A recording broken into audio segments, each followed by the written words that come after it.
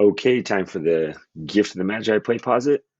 If you click on Gift of the Magi, you can click here for the story. That will basically download a PDF, and then we can make it bigger.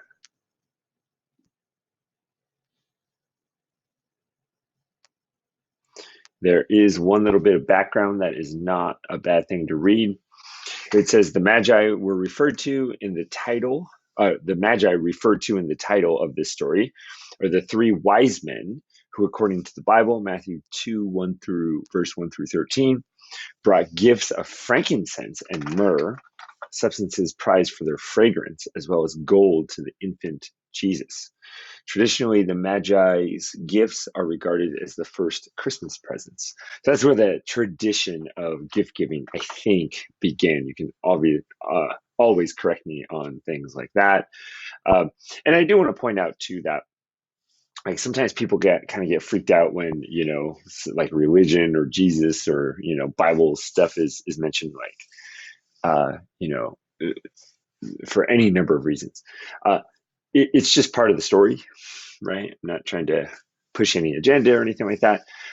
And the reason why a lot of authors, especially older authors, will put stuff like that in their stories is because, generally speaking, especially way back in the day, this stuff was very recognizable. If you have someone who's kind of a Christ figure, someone who like resembles, the qualities of Christ, it's not to try to convince anyone of Christianity. It's so that you instantly recognize exactly what type of person the character is. And so the only reason I'm going over the background is so that to put it in context, so you understand, because the story is called The Gift of the Magi, and at the end of the story, there's a direct reference to the Magi. So you need to know that stuff. All right, let's get started. Nice picture that we can't see. Oh, this is the point where I would drink my water, except I don't have any. All right, $1.87. That was all, and 60 cents of it was in pennies. Pennies saved 1 and 2 at a time by bulldozing the grocer and the vegetable man and the butcher until one's cheeks burned with the silent imputation of parsimony that such close dealings implied. Like stinginess, when you have to beg for, like, can I have my penny back? You didn't give me my penny. And the person gives you a look like, seriously? So this is, indirect characterization. We're already learning a lot about the character. She's very poor. She's got $1.87, and 67 of it was in pennies that she barely was able to save. 3 times Della counted it, $1.87, and the next day would be Christmas. I mean, it's such a simple sentence, like, but it tells the whole story. Like, you completely understand. This person is desperate to buy someone a gift. It's presumably that she loves, that she wants to, do something special for, and she just has no money for it. It's relatable. We've been in that situation. Like, oh man, I wish I could, get someone something really nice, but I can't afford it. There was clearly nothing to do but flop down on the shabby little couch and howl. So Della did it, which instigates the moral reflection that life is made up of sobs, sniffles, and smiles, with sniffles predominating. While the mistress of the home is gradually subsiding from the first stage to the second, take a look at the home. A furnished flat at $8 per week. It did not exactly beg her description, but it certainly had the word out on the lookout for the mendicancy squad. It's like people that go around and collect homeless people. Okay, there's something very sorry for my voice. I had a big game night weekend and it's completely gone. So I hope that doesn't hinder your ability to hear what I'm saying. But in any case, uh, what do you call it? Oh, and for the record, we all wore masks and we were being very safe. So I don't want to make it seem like, oh, my teacher set me a bad example. Going out partying. And we had a few close friends over. But in any case, uh, there's something very interesting going on here. Um, Number one, we have a fragment here. This is not a complete sentence, but it's done stylistically, so we allow it, right? We know that it's not a grammar error. It's like it was done on purpose. But also, we kind of have like a, I don't know, commentary here. We have like this opinion from a third person narrator. Usually, when you have commentary from a narrator, it'd be like a first person narrator. But here, then it's almost as if the narrator is kind of inserting his or her own opinion right here. You know, whatever just happened, the fact that she's howling instigates the moral reflection that life is made up of snobs, sniffles, and smiles, with sniffles predominating. Like, it'd be like someone's telling a story, and then they were just like, you know, that makes me think that life pretty much is just all laughter and crying, but more crying than laughter. It's kind of weird. It's like he or she interrupts the story to say that. And then it continues. It says, while the mistress of the home is gradually subsiding from the first stage to the second, take a look at the home. Here we have a direct command. The narrator, who again is not a first person narrator, it's not a character. The narrator is usually someone that doesn't make himself or herself known. Like, we never know who it is. It's just the person telling the story. But here, whoever it is directly commanding us to do something. Uh, and it's done in such a, it almost feels like this person is giving us a tour, right? Hey, while she's crying over there on the couch, come here, I want to show you something. Come here, check out this house. Look, it's an $8 a week house. Like, you know, it's not bad. Like, okay. So what this does is it makes the story more personal. It makes the narrator more personable. It's almost like the narrator, even though it's a third person narration, it feels more like a first person narration, like Casca Amontillado, where Montresor is literally directly telling us the story. This makes it kind of feel like that. And not only that, it's very warm and welcoming. It's very like, hey, come with me. I want to show you something. You know, hey, let me tell you how I feel about this. So this is a very unique type of narration that I want you to kind of notice. We also have a lot of words with connotation. Okay. Um, you know, howling, flop on the couch, you know, bulldozing, the grocer thing. There's a lot of like emotional words here. It's not just diction, or not diction. It's not just denotation. Sorry. It's not just here's what the plot is, but you have all these words that carry extra emotional charge with it. Okay. So the narration, the writing of the story is done really well. In the vestibule below was a letterbox into which no letter would go, and an electric button from which no mortal finger could coax a ring. Also appertaining thereunto was a card bearing the name Mr. James Dillingham Young. So this is way back in the day, 1800s, where you know they would have like offices, and mostly offices, I think, would have like their name written on it, you know, block letters, so you know like who lives there. And so theirs has a card that says Mr. James Dillingham Young. The Dillingham had been flung to the breeze during a former period of prosperity when its possessor was being paid $30 a week. Now, when the income was shrunk to 20, the letters Dillingham looked blurred, as though they were thinking seriously of contracting to a modest and unassuming deed. So this is like a big deal. Like, oh, they were able to pay someone to, you know, put their name on the door. Um, but excuse me, but look at the amount of money that's being made here. I mean, first, $8 a week flat, right? They're paying $8 a week, so they're paying like $30 a month to live there. In Huntington Beach, I don't know how much is rent now for apartments, like minimum 1,500, 2,000, 2,500, like for an apartment. Um, this is like $30. So obviously the time period, right? But they also live in a really modest place. Um, and getting paid $30 a week, $20 a week.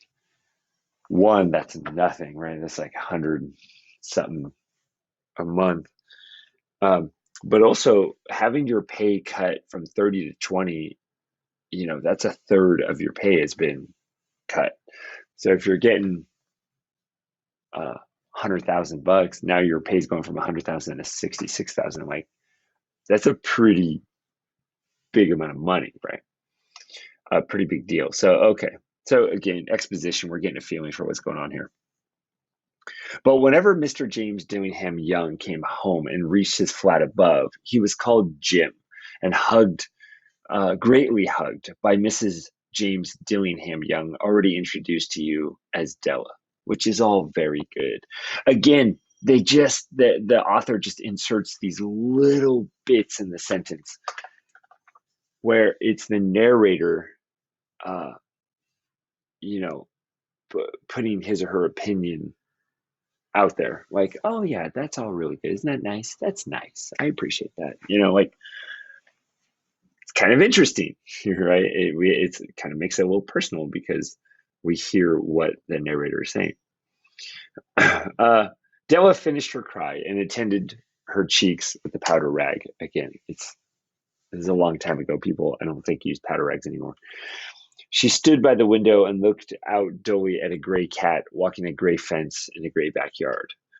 That's a really good example of connotation because gray, the denotation of gray is a color, right? It's a specific type of color, but it connotes depression, right? It connotes like feeling blah, like gray, gray, gray, gray, gloominess, right? Uh, Tomorrow would be Christmas Day, and she had only $1.87 with which to buy Jim a present. She had been saving every penny she could for months with this result. $20 a week doesn't go far. Expenses had been greater than she had calculated. They always are. Again, inserting an opinion there. Only $1.87 to buy a present for Jim. Her Jim. Many a happy hour had been spent planning something nice for him, something fine and rare and sterling, something just a little bit near to being worthy of the honor being owned by Jim. This exposition is telling us everything we need. It's very elegantly written, but man, do this couple love each other. Like we get a complete picture of like who they are, uh, how much they love each other and how much they struggle with money and that kind of stuff. It's really nicely done, in my opinion. Uh, all right. There was a pier glass between the windows of her room. Perhaps you have seen a pier glass in an $8 flat. Very thin and agile person may, by observing his reflection in a rapid sequence of longitudinal strips, obtain a fairly accurate conception of his looks. Della, being slender, had mastered the art. So it's like mirrors that are very narrow. Now, there were two possessions of the James Dillingham Youngs in which they both took a mighty pride. One was Jim's gold watch that had been his father's and his grandfather's. The other was Della's hair. Had the Queen of Sheba lived in the flat across the air shaft, Della would have let her hair hang out the window some day to dry, just to depreciate Her Majesty's jewels and gifts. Had King Solomon been the janitor with all his treasures piled up in the basement, Jim would have pulled out his watch every time he passed just to see him pluck his beard out from envy. So that's an interesting. I don't want to say too much because I don't want to give anything away. But anytime a narration stops to describe something, like let's stop and describe the island in The Most Dangerous Game. It should make you think, why are they talking about those two things? Like, what is the significance that they have to stop the narrative to describe those things that seemingly have nothing to do with the narrative, right? So that's always kind of a clue. But the bottom line is, you might think, I don't get it, Mr. Kramer. How is hair valuable? Like, you can't sell hair. You actually can. Um, and there's some places where the women actually shave their heads and give them away to like religious organizations. Uh, I want to say this is in India, but again, please correct me if I'm wrong. But there's an organization there. I think that part of the religious thing, like you shave your head, you give it to this religious organization, and then they sell it, and they're like the second wealthiest organization in the world next to the Vatican. uh, People pay thousands of dollars for hair. Um, you can also donate your hair to like Locks of Love, right? Because people, with cancer, uh, they might want some hair, uh, like a wig to feel normal, or feel like, uh, because it's obviously hard to look different because of disease. And so hair can be enormously valuable. You can get a lot of money for it if you sell it and you have very good hair. And apparently she has really nice hair. Now I have no idea what like the difference is. You ladies, I'm sure, could tell me what makes really good hair. But people always, you hear women all the time like, "Oh, she has really nice hair." Or like, "Oh, look at that hair. Wish I had that hair." For a guy that buzzes his head all the time, it's like, I don't. What's the difference? All I care about is actually having hair right on my head. Excuse me. But if you're reading this going, I don't get it. Like, what's so valuable about her hair? It can be very valuable. Um, and then Jim's watch, yeah, really old timey, really nice watches. I don't know if it's gold or something, can be very valuable as well. But it's what makes it so valuable is that it's very old. It's been passed down from generation to generation. So now Della's beautiful hair fell about her, rippling and shining like a cascade of brown waters. It reached below her knee and made itself almost a garment. That's the other thing, is that hair takes a long time to grow. So if you got uninterrupted hair that goes down to your knees, I mean, that's like what, 10 years of growing? That's especially valuable. Once she faltered for a moment and stood still while a tear or two splashed on the worn red carpet. And you might think, well, I don't get it. She's looking at herself in the mirror in her hair and she's crying. Why? Is it joyful? Is it? Well, you're about to find out. On went her old brown jacket, on went her old brown hat, with the whirl of skirts and with the brilliant sparkle still in her eyes. She fluttered out the door and down the stairs into the street. Where she stopped, the sign read, uh, Madame Sofronie, hair goods of all kinds. One flight up, Della ran and collected herself, panting. Madam, large, too white, chilly, heartily looked the Sofronie. Will you buy my hair? Asked Della. I buy hair, said Madame. Take your hat off and let's have a sight at the looks of it. Down rippled the brown cascade. $20, said Madame, lifting the mass with a practiced hand. Give it to me quick. Yeah, this is a big deal, right? So, and I hope you all understand why she's doing this. Like, literally, she's sacrificing the most valuable thing that she has, something that she can't get back for like, you know, a decade, uh, just to buy her husband something nice. And $20, like that's a week of her husband working, to earn. That's a nice gift that she's going to get him, and that kind of shows you how valuable the hair is, right? And now we know why she was crying before. Okay, I mean, you might call that foreshadowing, like that. Why is she crying? Oh, I know what she's going to do, right? Oh, and the next 2 hours tripped by on rosy wings. Forget the hash metaphor. She was ransacking the stores for presents, for Jim's present. She found it at last. It surely had been made for Jim and no one else. There was no other like it in any of the stores. She had turned all of them inside out. It was a platinum fob chain, simple and chaste in design, properly proclaiming its value by substance alone and not by meretricious, ornamentation, as all good things should do. It was even worthy of the watch. So now we're like, oh, okay, I get why they stopped the narration and talked about the hair and the watch. Otherwise, we wouldn't have understood this part, right? As soon as she saw it, she knew that it must be Jim's. It was like him, quietness and value. The description applied to both. $21 they took from her for it, and she hurried home with the 87 cents. With that chain on his watch, Jim might properly be properly anxious about the time in any company. Grand as the watch was, he sometimes looked at it on the sly on account of the old leather strap that he used in place of a chain.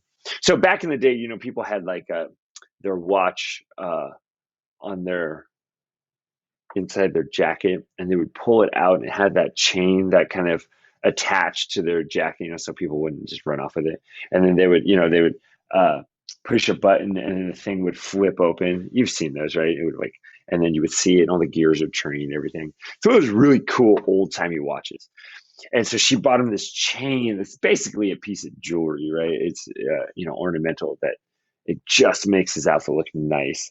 If you have an old leather strap, it's like Matilda in that beautiful, stunning dress, and then putting her old shabby, uh, sweater over it, while the other richer women have furs. You have this watch and the little leather strap, and it contrasts too much, right? When Della reached home, her intoxication gave way a little to prudence and reason. She got out her curling irons and lighted the gas and went to work uh, repairing the ravages made by generosity added to love, which is always a tremendous task, dear friends, a mammoth task. Again, we have the narrator inserting himself herself here, making a comment, like, oh yeah, doing this is really difficult, right?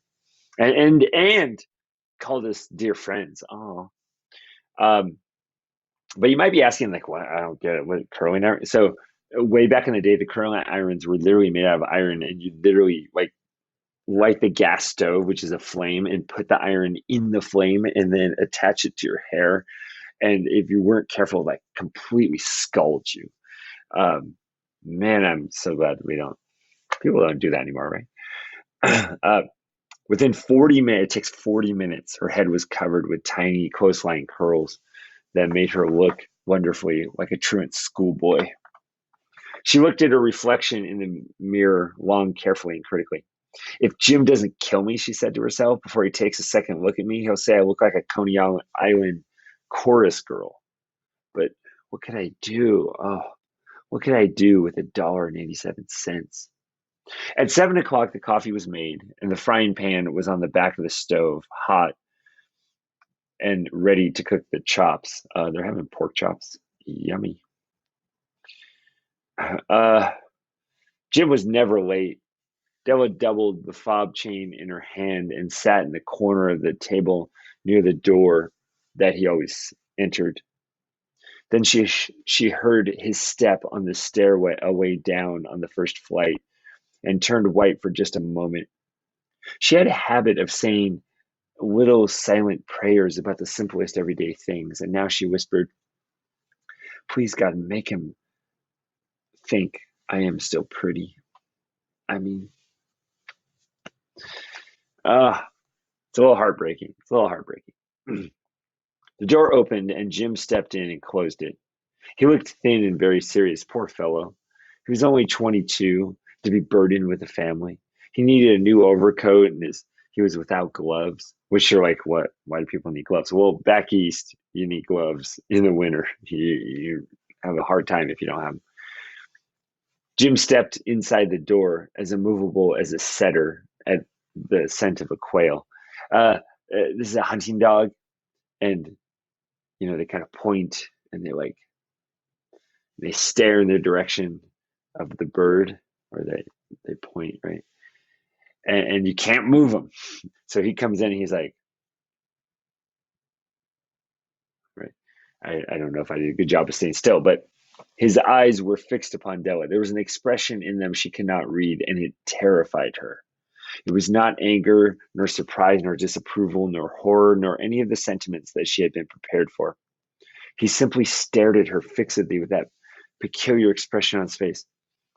Della wriggled off the table and went for him. "Jim, darling," she cried, "don't look at me that way. I had my hair cut off and sold it because I couldn't have lived through Christmas without giving you a present. It'll grow out again. You won't mind, will you? I just had to do it. My hair grows awfully fast. Say Merry Christmas, Jim, and let's be happy. You don't know what a beautiful, nice gift I've got for you. You, you cut off your hair? Asked Jim laboriously, as if he had not arrived at that patent fact even yet, even after the hardest mental labor. Cut it off and sold it, said Della. Don't you like me just as well, anyhow? I'm me without my hair, ain't I? Jim looked about the room curiously. What, you, you say your hair is gone? He said with almost an air of idiocy, like this guy like can't figure it out. He's like, what? Uh, you needn't look for it. She's like, it's not under the couch. You don't need to look for it, honey. It's sold, I tell you. Sold and gone too. It's Christmas Eve, boy. I, I didn't say that right. Like, boy, gosh darn it, uh, be good to me, for it went for you. Maybe the hairs on my head were numbered. She went on with a sudden serious sweetness. But nobody could ever count my love for you. Shall I put on the chops, Jim? Out of his trance, Jim seemed quickly to wake. He enfolded Della for 10 sec. Oh, sorry. He enfolded his Della. Okay, he's hugging her. Okay. For 10 seconds, let us regard with discreet scrutiny some inconsequential object in the other direction. $8 a week or $1 million a year. What's the difference? A mathematician or a wit would give you the wrong answer. The Magi brought valuable gifts, but that was not among them. This dark assertion will be illuminated later on. Okay, this paragraph is very confusing. First of all, we have the third person narrator that again is interrupting the narration to say, okay, time out, time out.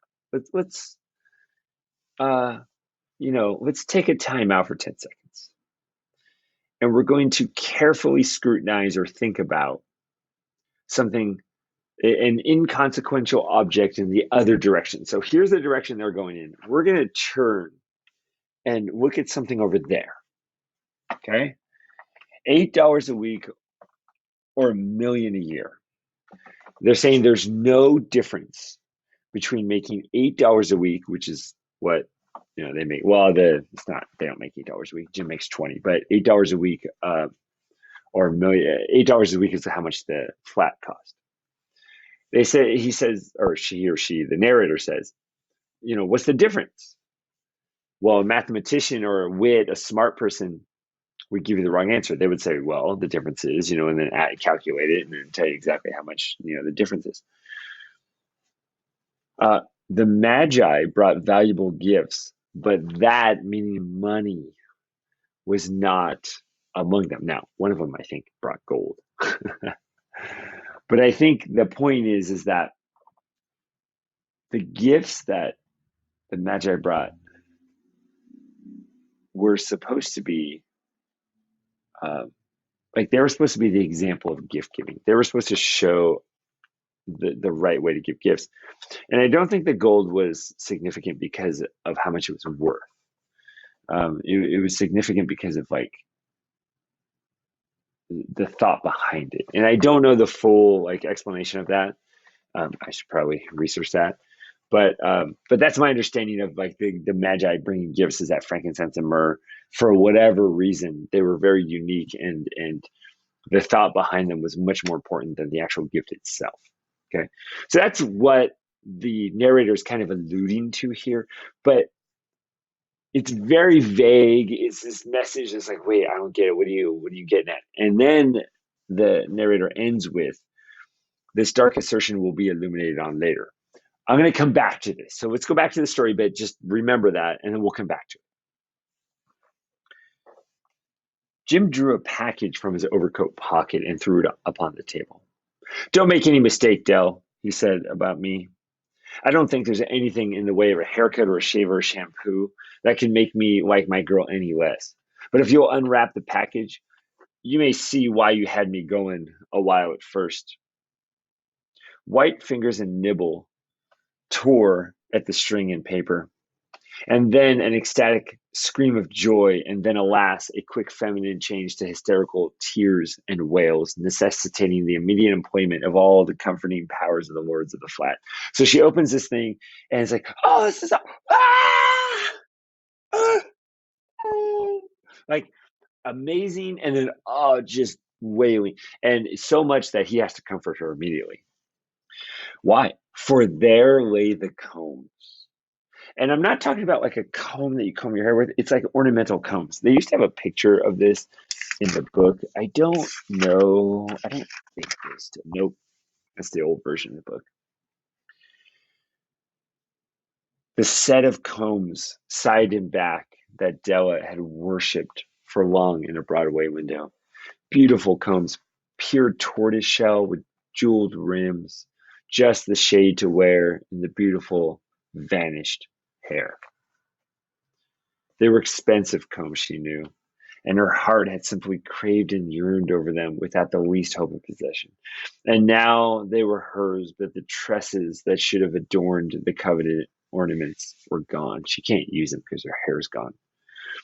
She hugged them to her bosom, and at length she was able to look up with dim eyes and a smile and say, "My hair grows so fast, Jim." And then Della leaped up like a little singed cat and cried, "Oh, oh!" Jim had not seen his beautiful present. She held it out to him eagerly upon her open palm. The dull, precious metal seemed to flash with the reflection of her bright and ardent spirit. "Isn't it dandy, Jim? I hunted all over town to find it. You'll have to look at the time 100 times a day now. Give me your watch. I want to see just how it looks on it." Instead of obeying, Jim tumbled down on the couch and put his hands under the back of his head and smiled. "Dell," he said, "let's put our Christmas presents away and keep 'em while. They're too nice to use just at the present. I sold the watch to get the money to buy your combs. And now suppose you put those chops on." Okay, let's wrap it up and then I'll give you my final thoughts. And this is where the narrator comes back to it. Remember, he said, just hold on a second. Let's come back to it. The Magi, as you know, were wise men, wonderfully wise men, who brought gifts to the babe in the manger. They invented the art of giving Christmas presents. Being wise, their gifts were no doubt wise ones, probably bearing the privilege of exchange in case of duplication. And here I have lamely related to you the uneventful chronicle of two foolish children in a flat who most unwisely sacrificed for each other their greatest treasures of their house. But in a last word to the wise these days, let it be said that of all who give gifts, these two were the wisest. Of all who give and receive gifts such as they are the wisest. Everywhere, they are the wisest. They are the Magi. And this ties back to what he or she was saying before, where it said the Magi brought valuable gifts, but they didn't bring gifts just purely for the sake of the monetary value. What was special about these gifts was not how much they cost. And I would go so far as to say that it wasn't even what they were. It wasn't the fact that Jim knew exactly what Della wanted, that she absolutely like cherished this thing, and he got her what would be considered the perfect gift. That's not what makes it significant, and that's not what makes the wise men giving their gifts significant. It's the fact that the wise men sacrificed so much to travel so far. My understanding, and again, I could be way wrong on this, is that it took like years, like long amount of time to get there. They in hardships and they had to travel so far and that kind of thing. And here, Della and Jim have sacrificed the most important thing to them. Like it's not even the money. It's what it means to them. But what that tells us is that there's something that means more to them than the most valuable possession that they own. And that's their husband and wife, right? Or wife, husband or wife. That the person means more. So when you give gifts, it's not about how much it costs or what you're giving the person that you found the perfect gift. It's and I don't even think that they're saying you have to sacrifice, right? It's just that you're doing it purposely to show love. This was an absolute act of love from both of them to the other. And so when it says here that these two unwise people, they did these things because it really was unwise. Like, why would you, like, practically it makes no sense, right? Why would you sell your most valuable gift just for a chain or for combs, right? But in the last word to the wise these days, of all who give gifts, these two were the wisest. Like, this is the absolute epitome of gift giving. If you're going to give a gift, this is how you do it. You do it with absolute love and absolutely not thinking of yourself. You're putting all your selfish things aside and you're just focusing on that person, and you're doing the perfect thing for that person, no matter how much of a sacrifice you have to make. This is the closest we will get this year to a happy ending. And it's some people might say, no, it's so sad, this happened. But you have to remember, one, they've both of them have just shown each other how much they absolutely love each other. So the fact that they love, that's the happy ending. It's like, okay, they don't have their possessions, but they have each other. And I defy you to find someone who loves, I mean, obviously this is just fiction, but who loves someone that much. um, and also, before, when I said, oh, it's foreshadow, when I said, oh, now we know why, the narration stopped and spent so much time on describing the hair and the watch. Well, now right? Like, that was kind of foreshadowing, because why would you spend so much time describing how valuable this thing is and how valuable the other thing was, so that by the time one person gets rid of one of those valuable things, it foreshadows that the other person will as well, right? Uh, I think that's it. I think that's all I have. There is a Disney version of this with Mickey Mouse and Minnie Mouse cartoon. It's very nice. I'm sure you can find it on YouTube. Oh, probably Disney Plus nowadays. Oh. But in any case, all right. That's all I can think of. Thanks for watching.